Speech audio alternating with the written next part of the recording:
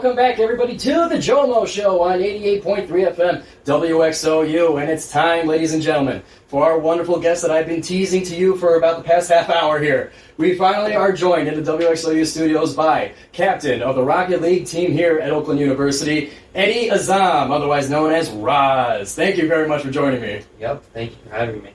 It is so exciting to get an athlete here in the studio, as always, because for me, at least in my experience, there seems to be a bit of a gap between athletics and the rest of the student body. So being able to kind of bridge that gap is always something that I enjoy doing. So I kind of want to get started with that kind of idea there, and kind of address the elephant in the room a little bit. Because for me, for the people listening here, the GioMoShow is a sports show. So what am I doing with an esports athlete? What are you doing? So, and even me and my brother had a little bit of a discussion where I said, I'm going to have an athlete on. He's on the Rocket League team. He's like, did you say athlete? So, in you saying, you got to say esports athlete. It doesn't count, this, and that. So, what I want to know is, first of all, your reaction to that kind of stigma and that kind of conversation. I guess I don't have a very vitriolic reaction to it, because I guess there's a lot of different ways that you could consider someone an athlete. Mm-hmm. There's the physical aspect, there's the mental aspect. And a lot of people will say, since esports players or competitive video game players, since they're not really physically active at all, then they shouldn't be classified under a sport title. They shouldn't be considered athletes.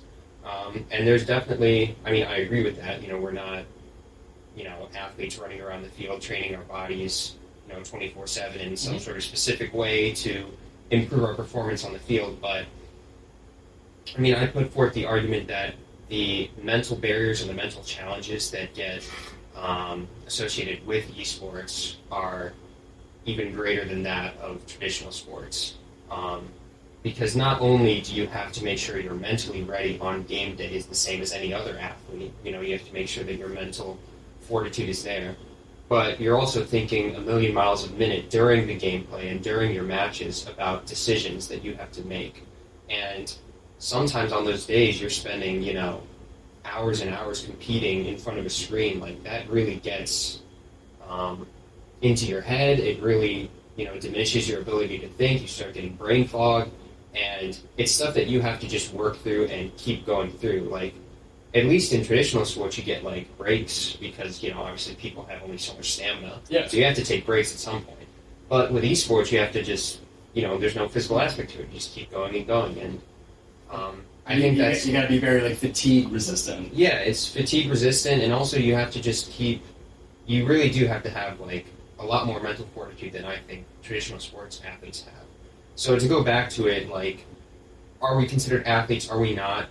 I think at the end of the day, we are participating in the same sort of competition and the same sort of circumstances that regular athletes and traditional athletes go through. So in that sense, I think, we are or should be considered athletes under, whether it be under Division I athletics or whatever schools have. Do you have to have that conversation with a lot of people, kind of explaining or defending yourself in a way when you say that or I guess first of all, do you call yourselves athletes? What do you guys on the team kind of refer yourselves as? We definitely joke around with it because a lot of us don't really have stringent workout routines, and obviously we're not doing any sort of physical activity during our matches. Mm-hmm. But it's mostly just jokes among us because we know that esports is still a burgeoning thing. It's still developing at OU, so we're not really too worried about the titles. We're mostly just worried about our own competition and what we can bring to the team. So you guys don't seem to dwell on it too much, other than just quick jabs at each other. It seems like. At least in conversations I've had with my teammates and other people on the team, it isn't really that big of a conversation topic among us. So do you have to, or I guess, what's your relationship with that? With all that being said, your relationship with other teams. So the esports team and let's say the track and field team. How do you guys in the mix of all Oakland athletics kind of cooperate or get along with each other? Like, I'm curious what that kind of relationship is like. I mean, it's similar to that of like a coworker sort of relationship. We know of each other's existences, but I think it's hard to build that relationship. One, because there probably is some underlying stigma between us and the regular athletes, because maybe they think, oh, we don't deserve to be under the program. Why are they here? Why are they considered at the same level as us, who are putting in that physical aspect to their game? Mm-hmm. And then there's also physical barriers to where let's say, because I know that the women's and men's swim and dive team have a very coexisting relationship, obviously, because they do the same thing. Yeah. But they're always going to each other's meets, they're always going to each other's matches, they're always seeing each other physically play. Mm-hmm. And that activity, or that act of physically going to another sport's game or meet and watching them play and cheering them on, like, that is what kind of builds a lot of the camaraderie and friendships among the different teams. And for esports, we really don't have many in-person physical matches that we play. Mm-hmm. A lot of our matches get streamed online at twitch.tv, Open Esports, it doesn't, or on other third-party streaming sites that we're on. Shout out to Twitch. Yeah, Twitch is the main one, but yeah. So when people watch our games, they're watching them online. There's not really that aspect of going in person and meeting the athletes and talking to them and developing that relationship. It's really hard to do that through a screen, I think. So there's a lot to be asked for with the relationship between esports and other sports, but I do think that it's a lot harder to build that relationship compared to other sports. Do you wish that you guys had that kind of had them in the background, like you had some of the swim team cheering you guys on? If you guys, like, let's say, had the game running in the habitat and they were sitting in the what would you say, bleachers or in the seats back there, do you kind of wish that you had a little bit of that? I think it would be pretty cool to have some sort of live audience. I mean, it always is to have some sort of live audience, cheer you on while you play. And especially with a video game like mine with Rocket League, it's very easy to understand what's happening on the field. It's a ball that gets hit into a net and you score goals. Like, that can apply to any other sport that you play, right? It's just, I don't think OU has that sort of infrastructure with the staffing that we have on esports. It's basically just one or two guys that are running not only the coaching and the recruiting, but they're also running the production and the streams and the social medias and player-to-player development, and they also coach on the individual teams. So it's like they're doing the job of like 10 people and they're only two guys. So at some point you have to make some cuts somewhere. And unfortunately, like, production and being able to watch those games in some sort of live environment gets cut along with that, because we just don't have the people power to be able to run those events. So moving on to, I guess, your relationship with within your team. So for esports, there's 4 games, Rocket League, Smash Bros, Overwatch, and League of Legends. So for you guys as the Rocket League team, do you guys are you guys close with the rest of the team, or do you kind of stick to your game? I'd say we used to just stick to our games, at least when esports first had its inception at OU. But as of especially recently, a lot of the teams communicate very frequently with each other. And I think the biggest barrier was with League of Legends and everybody else. It was very hard to kind of communicate with League of Legends or just like do anything friendly with them. But as of recently, we've actually been communicating as like a whole unit pretty frequently and just talking as friends, which I think is nice. And like I said before with esports, since a lot of competitions take place online, you're not exactly coming into contact with these people in person a lot, unless you guys have a similar practice schedule, which sometimes, at least for this last semester, we had the opposite practice schedule with League of Legends, which meant that we basically never saw them for the entire semester. So it's kind of, once again, if you don't have that physical aspect of being like in person with the teams, you're not really able to develop that relationship unless you go and seek that out online somehow. But it has gotten a lot better, as I said. We're talking a lot more with them. We're playing games other than our competitive titles, so I'd say it's getting a lot better. Is it hard to play, or for you guys spending so much time in Rocket League and for the other athletes, their respective games, spending so much time on that one game, are you ever able to play it for fun? Are you ever able to kind of separate the competition and fun, or do you not even attempt it? I think there are some players who are able to do it. I personally, since this was my last semester, I've kind of been having a bit more fun with Rocket League. But when you're grinding the game for a purpose, and when you have some sort of dedicated goal in mind, you kind of have to cut fun out of the equation, and you need to do the things that work best for your team and for the competition. And the end goal becomes, how do I win this game, not necessarily how do I have fun while playing this game. And there are some athletes or some fellow competitive gamers may put forth the argument that having fun or having some sort of lax attitude while you play could actually improve your gameplay. I think that's valid, and I think for some players that might work. But I think for a lot of players, you need to take the game seriously. You need to treat it like some sort of full-time job where you have strict rules and guidelines that you follow in order to make sure that you are playing it the best you can possibly play. So I'd say it's possible to separate the fun and the work, but for a lot of players, it's mostly just work. You guys kind of keep it or some of you guys kind of keep it just business. Yeah, at least with our titles that we play, we keep it, for the most part, all business. So what games do you guys play, like, outside of it, too? Games to have fun? What are some of your favorites? Well, I think I can speak for a lot of the esports athletes on the team. A lot of us have been experimenting in each of the other titles and have been playing each of the other games. Like, there's a Smash player who's been getting pretty good at playing Rocket League. There are some League of Legends players who've been starting to experiment with, like, Overwatch and stuff. I have started to play League of Legends as of recently, because I think at our cores, a lot of us are just competitive people. So we want to find a video game that fuels that drive to be competitive, but it's also not something that we take too seriously, because we obviously want to take a break from our main game that we play. So for me, my main game is Rocket League, so I want to play a game that's also competitive, but I don't take too seriously, and I just kind of view it as, okay, I want to win, but I don't want to burn myself out. So League of Legends has kind of been that for me. But if it's like a game where I'm strictly playing for fun, I've found that it's very hard to find those these days, just because of how my brain has kind of gotten used to how it views video games. Like, I've only viewed them through like a competitive and efficiency lens. How can I optimize my gameplay to be the best it can possibly be? Not so much, can I just play this game and have fun with it? I've struggled with that a lot. So you've doing it so long, you've kind of forced yourself to not have fun with it. Like, you've kind of like turned off that part of you, which is understandable given the intense hours you guys put into this.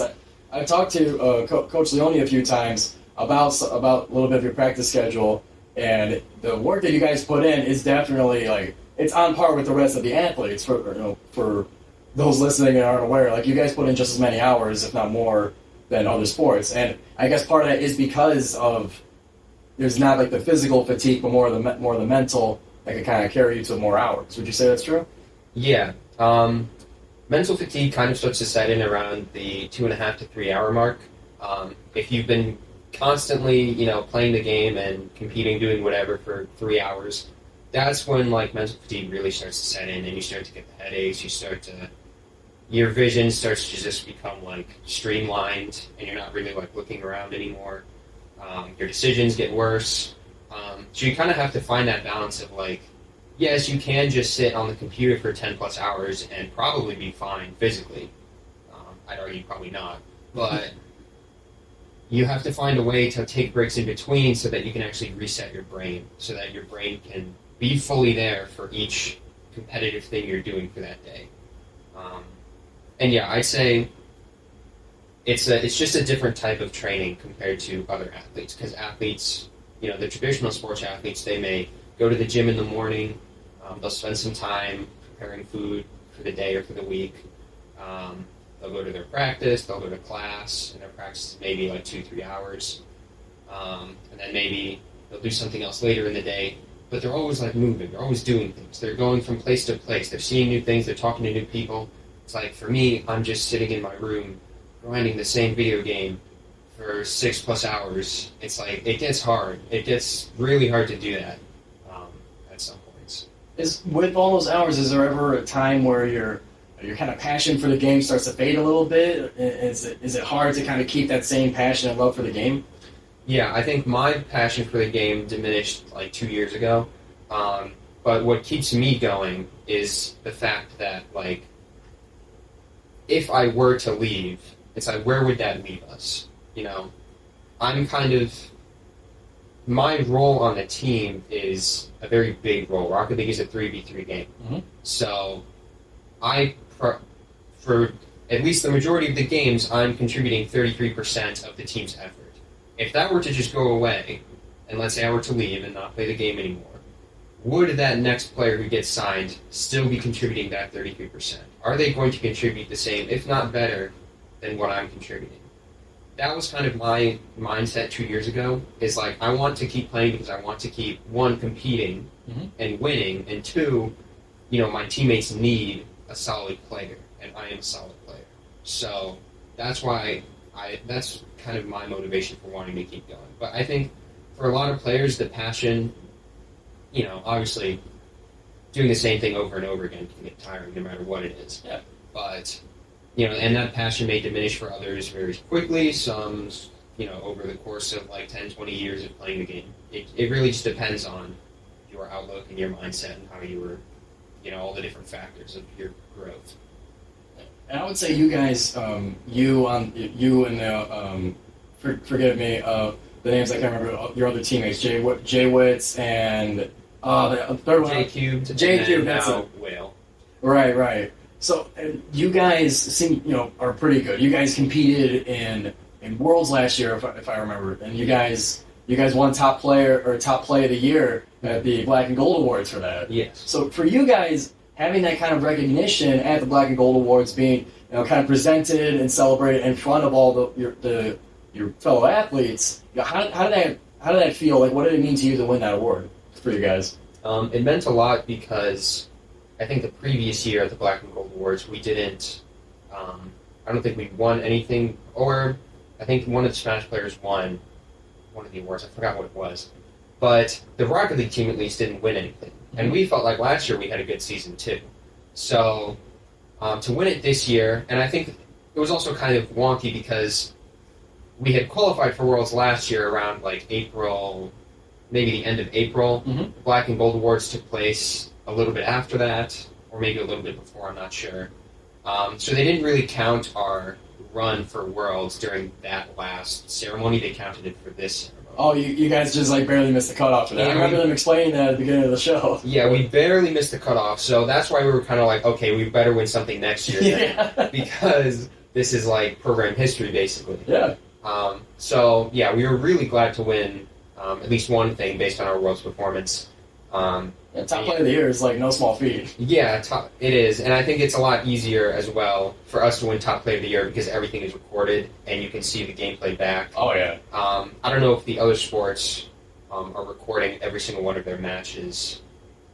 I'm not sure. Right. We get a lot of matches like for basketball. Those are all of those are on get televised on ESPN, and then for baseball, I mean, like just for me, I've been kind of in the mix and I've experienced this. In baseball, like baseball and softball, only some of them will get ESPN coverage. So for them, I guess for broadcasting, it's a little bit limited. But for you guys, like it's literally everything. It's all on Twitch.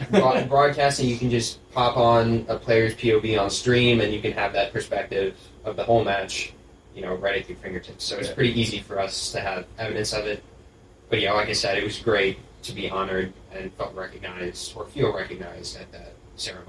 Yeah, and I remember when in that clip they showed like when the goal was scored. You guys, when you guys had an animation of the finger guns. Yeah. I remember everyone like they were like half like giggling and half like just not understanding kind of the culture of it. I was laughing my butt off. I thought that was I think that little finger gun thing's hilarious. Yeah,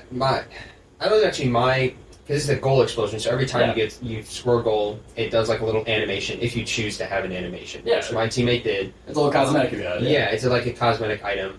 He actually stole that from me. I had those on before he did, and then he put them on.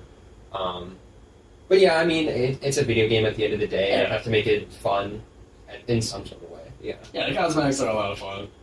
So, For you guys, I had the last question in my head, but for this, here's where I was gonna go. I have one question. You mentioning that you guys are kind of like to yourselves. That stuff's just like online, and you're either in the Grizz Den or at home, or whatever. And there are some tournaments where you guys do get, physically go. You guys went to the Illinois Invitational, and for you guys, the A team, you got third place. And what is a pretty darn big tournament. So for you guys, in that kind of setting where you aren't actually like somewhere else, meeting new people and having that kind of face to face, what kind of different element does that add for you guys? Well, the first big element is the crowd. The Illinois Esport one didn't have too big of a crowd, so it wasn't as big of a factor. Mm-hmm. But you also have to take into account like the production staff and the other teams and all the other players that are circling around the venue at all times. Mm-hmm. At least when you're on stage, you can kind of see it in your peripheral. Yeah. So you really have to like focus on like locking into just the gameplay and focusing on that. I'd say that's the biggest thing that can kind of get in the way of a lot of players' performances. It's just the crowd aspect and playing in front of other people. The next big thing is equipment and setups, because you're not going to have the same setup that you have at home or in the Grizz Den at this event. You kind of need to work with what the providers are giving you. And in most cases, they're giving you good setups, 240 hertz monitors, computers that can run the game smoothly. But sometimes you have to work with what you get. Sometimes there'll be lower refresh rate monitors. Sometimes the setups will give you like a metal chair to sit on, and the desk may not be at the exact height that you need it to be at. Mm-hmm. All of these like little things that you may not think are that important when playing video games can really add up. Like if you have a different chair plus a different desk height plus a different monitor height compared with a lower refresh rate and a place that you're not used to being in with like different air temperature. All of that those little differences can add up to make a really big difference in how you end up playing on the day. So equipment and setups, second biggest thing. I'd say third biggest thing is just I'd say like just the mental aspect of competing, because it's a whole different thing to just compete at home in the comfort of your home, play the game, get off the game, go have, go cook something in your, kitchen or something. Yeah. But then you're at, an event, and let's say you lose a match, you can't just hop off the call and go do something else. You're likely going to have another match that you have to play. Mm-hmm. So you have to figure out, how am I going to mentally reset for that next match? How am I going to get back in the headspace of competing after I just lost a game? And for a lot of times, it's a game that you probably didn't feel good about losing, Right. For us, we lost against Akron in, I think, upper semifinals. Mm-hmm. And that was a game, personally, with how, the cards fell and how everything was playing out that day, that was a game we probably should have won. And to lose that game is just really frustrating. Yeah, it stings. But it stings, and then you have to play another one after that. So you have to figure out, okay, I need to mentally reset for this next game. It's like, how am I going to do that? And, there are different strategies. There's different things that players do, different techniques. But figuring that out for yourself and what works for you, that's a really big part of any sort of in-person competition. And one last question for you guys. I've talked to head coach Carl Leone quite a bit, learning about what you guys do and what the program's about. So for him and his role on the team, how involved is he in your guys' play and how you guys practice? Like, does he give you guys drills to run? Does he kind of tell you during after matches, like, hey, make sure you watch for this? Like, how involved is he in that kind of stuff? I'd say he serves more as a director than he does as a coach, because outside of telling us, what day we are, practicing and what day we have matches, mm-hmm. He really isn't involved in the team outside of that. For me, I am, considered the captain of the team, mm-hmm. so I am in charge of scheduling practice matches, scheduling the actual matches that we play sometimes. I also run any of the practices that we do. I'll run any team meetings. I'll kind of direct the team in what we need to be working on and what we should be looking at. If we're doing any sort of VOD review or any sort of replay review, I'm directing that. And then I'm also just making sure everybody's on time for events and on time for matches and that they're doing what they're supposed to do. So a lot of the responsibilities of like a traditional coach or a traditional manager end up falling on me because, you know, Carl Leone or Coach Leone, he doesn't really know Rocket League. He doesn't know the game or a lot of the different esports titles. Now he does. He's starting to develop that, you know, mindset for it. But he didn't start in Rocket League. He started in League of Legends. That's where he got his, you know, competitive experience, his esports experience. So for him, it's very hard for him to kind of like step into Rocket League and kind of tell us what we need to work on because at the end of the day, we're the ones that know what we need to work on best. Like, we'll tell each other when something's not working. We'll tell each other what we need to work on and, you know, things that we need to look at. So for the most part, I think Coach Leone kind of just lets us figure that out. He's very, and he's even said this, like, we're the most, the Rocket League team at least, is the most self-autonomous team of the groups. And I think a lot of that's down to just how I run things and how I'm very involved in the process of, you know, running practices and matches and things like that. But it's also just down to him kind of letting us take that burden on because he knows that we have the knowledge and the game knowledge to do that for it. Well, Rahz, thank you very much. Eddy, you're a fantastic interview. And I really wish we had more time because I didn't even get to kind of get to this being your last season and, you know, what's going to be going on after graduation. I'd love to talk about it a little bit more, but we are out of time. So thank you very much for coming into the studio and kind of showing us a little bit of a window into your guys' world at esports. So thank you very much. Thank you for interviewing us. Thank you for giving esports a line to talk. I appreciate it. Thank you. I'm very happy to have you guys on once again, either coach or any of you guys. You guys are fantastic. So thank you. Thank you. And thank you to everybody listening to the GioMoShow on 88.3 FM WXOU. We'll be back right here Thursday at 6 o'clock once again. We got 1 hour until the NFL draft, so if you're going to go watch it, enjoy and enjoy responsibly. Thank you, everybody, for listening, and we'll be right back, same place, same time.